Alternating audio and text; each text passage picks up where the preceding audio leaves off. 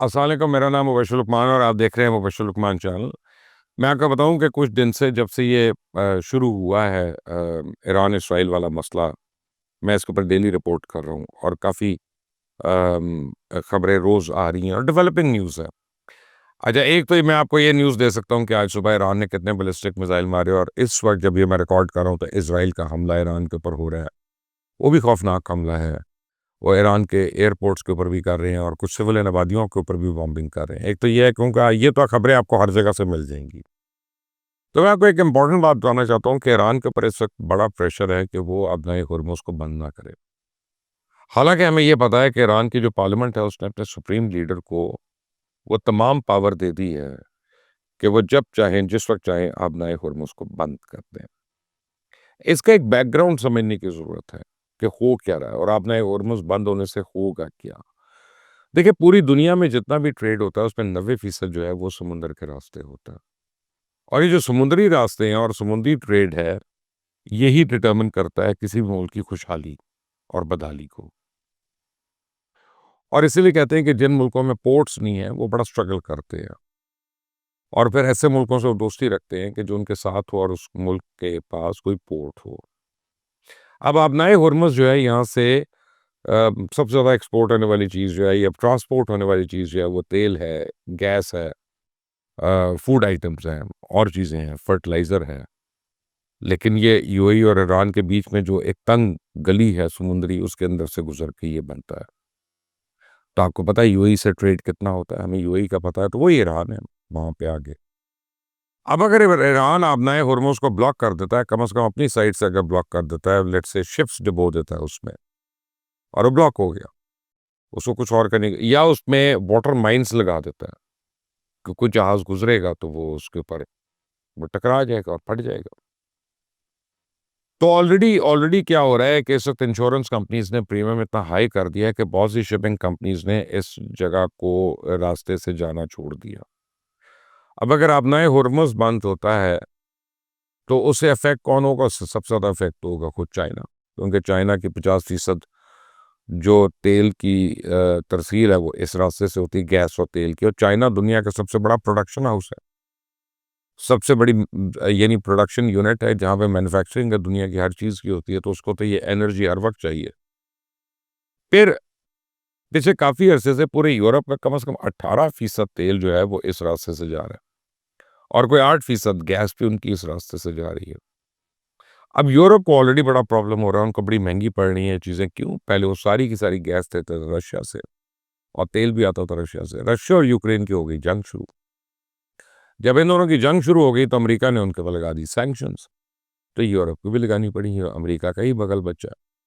अब रशिया के ऊपर सैंक्शंस लगा दी तो बड़ी लिमिटेड गैस जो है वो जर्मनी और एक दो और ममालिक में आती है, क्योंकि उनको इजाज़त नहीं है उससे वो डील करने की, यानी ये एक एम्बार्गो है। तब रशिया की वो बंद हो गई तो ये सारे के सारे मिडल ईस्ट के ऊपर डिपेंडेंट हो गए। अब मिडल ईस्ट की जितनी गैस है, जितना तेल है, वो आपदाए हुर्मुज़ से गुजर के उधर जाता है। तो चाइना क्या करेगा? बज़ाहिर चाइना तो बहुत ज़्यादा इफेक्टी है और चाइना ईरान की साइड पे खड़ा है। तो ईरान अगर अपनाए हुर्मुज़ बंद करता है तो अपने ही सपोर्ट करने वाले को क्या खाली पेट कर देगा। तो चाइना का ये मसला नहीं है। चाइना का एक बड़ा डीप रूटेड नेटवर्क है रशिया के साथ। उसमें उनके टैंकर्स का आना-जाना है, पाइपलाइन्स हैं, उनकी रिफाइनरीज़ हैं एक दूसरी जगहों पे और वो काफ़ी उनकी तरसील है, तो वो अपनी सारी की सारी नीड जो है वो रशिया से ले लेगा। और चाइना इस वक़्त ईरान से भी बहुत ज़्यादा तेल ले रहा है, बल्कि 20% कम पे ले रहा है मार्केट से कि अगर ₹100 फ़र्ज़ करें कीमत है उस तेल के डब्बे की, तो चाइना वो ₹80 पे ले रहा है ईरान से। तो चाइना की ज़रूरियात जो है वो तो उधर ज़्यादा कर देगा, रशिया और ईरान तो उसकी वो ज़्यादा हो जाएँगी, वो उसको इश्यूज़ नहीं है।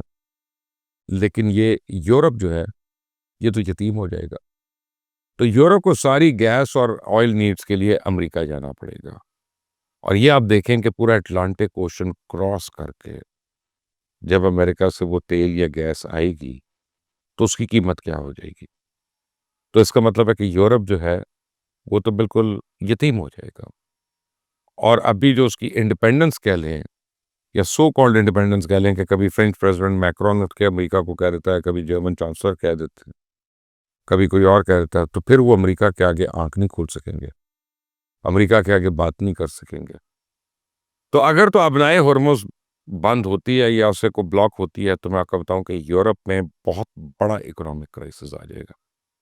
खैर वो क्राइसिस हमारे ऊपर भी आएगा, हमारी भी था, सारा तेल वहीं से आता है, इंडिया का भी वहीं से आता है, इवन जापान वगैरह का वहाँ से आ रहा है, क्योंकि वो कुवैत और इराक के ऑयल पे डिपेंडेंट है, बल्कि ज़्यादा कुवैत के ऑयल पे। जापान और जर्मनी जो है, तो वो भी अब बंद होगा फिर इन लोगों को। तो पूरी दुनिया में जो ऑयल की क्राइसिस है, वो नए सिरे से शुरू हो जाएगी। और अगर यूती जो हैं, वो अपनी बात पे कायम हैं और अगर वो रेड सी को आके ब्लॉक कर देते, क्योंकि यमन और जिबूती के बीच में गैप तो सिर्फ 60-70 मील का है। और जिबूती एक ऐसा ऐसा मुल्क है, ऐसी छोटी सी जगह है कि जहाँ 7 मिलिट्री बेसिस हैं मुख्तलिफ ताकतों के। उनकी पूरी कमाई उन बेसिस के जरिए है, वहाँ पे उनका मुल्क चलता ही उन बेसिस की वजह से है, क्योंकि आबादी तो मेरे ख्याल उसकी 2 मिलियन है, 2.25 मिलियन है। तो उन बेसिस की वजह से वो सारे का सारा सस्टेन कर जाते हैं।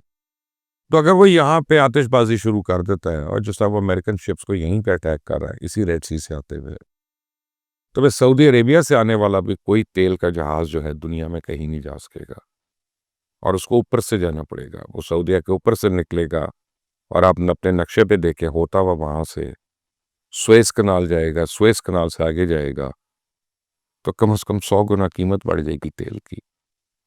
तो अगर कोई सोच रहा था कि इकोनॉमिक क्राइसिस क्या आ सकता है इस जंग से, तो ये आपके सामने है। तो इसे पूरी दुनिया के इंटरेस्ट में इस लगता है कि ईरान और इसराइल के दरमियान जो तनाज़ा है, उसको किसी न किसी तरह बंद किया जाए।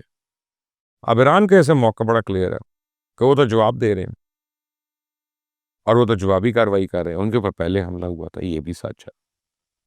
तो अगर पूरी दुनिया मिलकर इसराइल को रोक सकती है, तो ठीक है, और अगर नहीं रोक सकती अपने इस लेपालक बच्चे को, जो आवारा भी है, बदमाश भी है, मुंह जोर भी है, तो फिर पूरी दुनिया को बोकर नक से गुजारा करना पड़ेगा।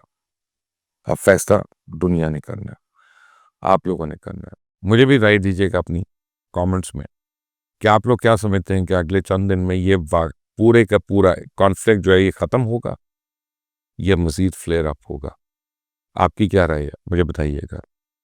अपना ख्याल रखें। Until the next time, Allah Hafiz.